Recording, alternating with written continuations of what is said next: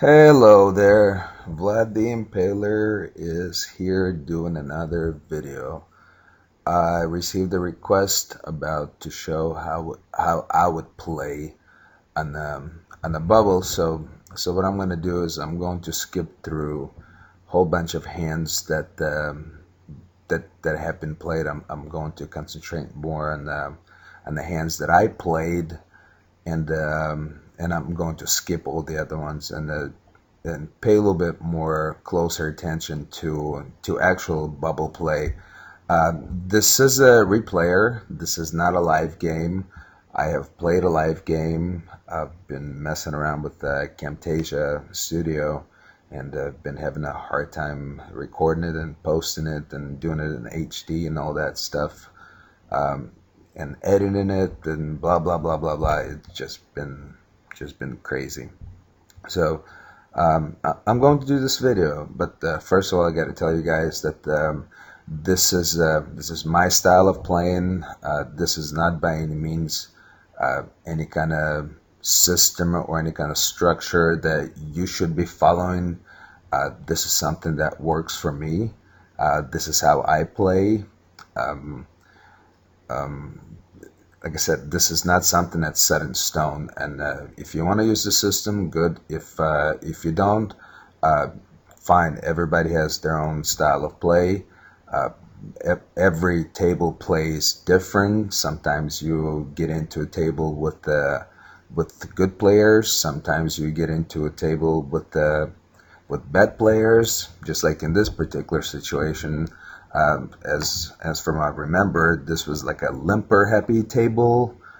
These guys been flooding quite a bit. I got a read on few guys, so they gave me idea how to play later on a bubble.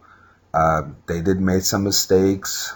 Uh, I can't really tell you that I have not made any mistakes. I make mistakes all the time.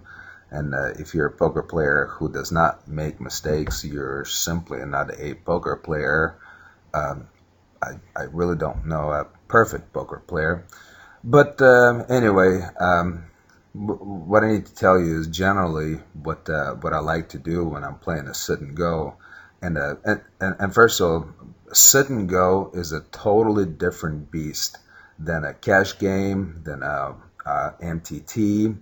It's a totally different game. The blinds go up. You have nine people. You have virtually have eight people that you're playing against, and you have to make it in the money. You have to make it in the top three. How do you do it? Well, as you know, at the early stages of the tournament, the blinds are little. They really have no value. It's pointless to do a lot of shoving, but I usually do a lot of shoving later on when the blinds do become valuable. Um, so I I also got to tell you that I do not like to play hands out of position. I like to play hands in position, which is behind the button. Uh, Hands like uh,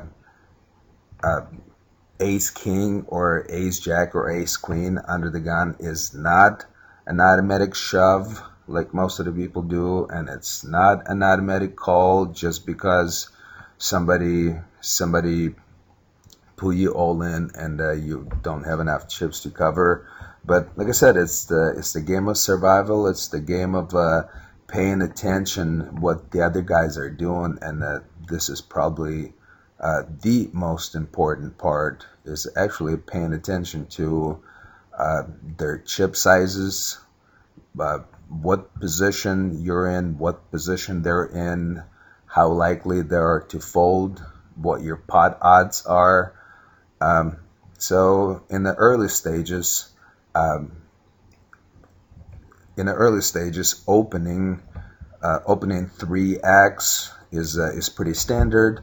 In the later stages, when you do pick up a good hand that you can actually get paid off on, like the queens or kings or aces, min and a half raise would do the trick, or minute and a quarter, so on and so forth.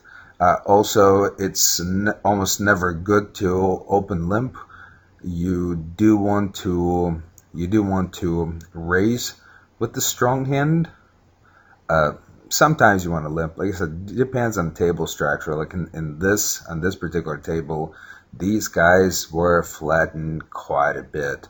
So normally when I would fold the small blind to a whole bunch of limpers, well, what was happening is they were giving me pot odds to complete the small blind and see the flop and play after that.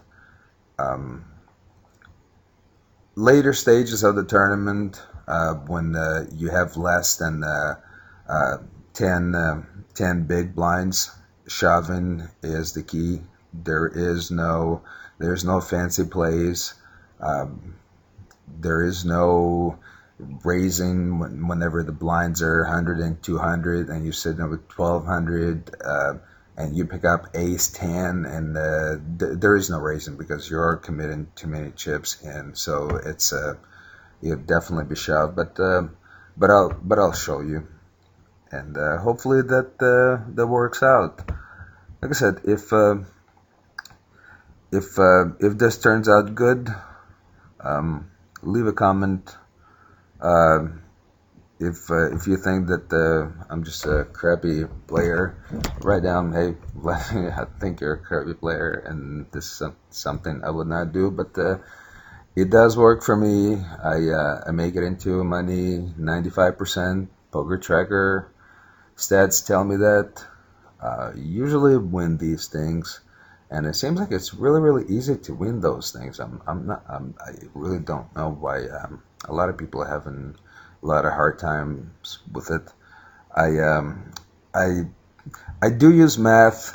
I do, however, pay a little bit more attention to what the guys have been doing throughout the tournament and the probability of them folding to my shove.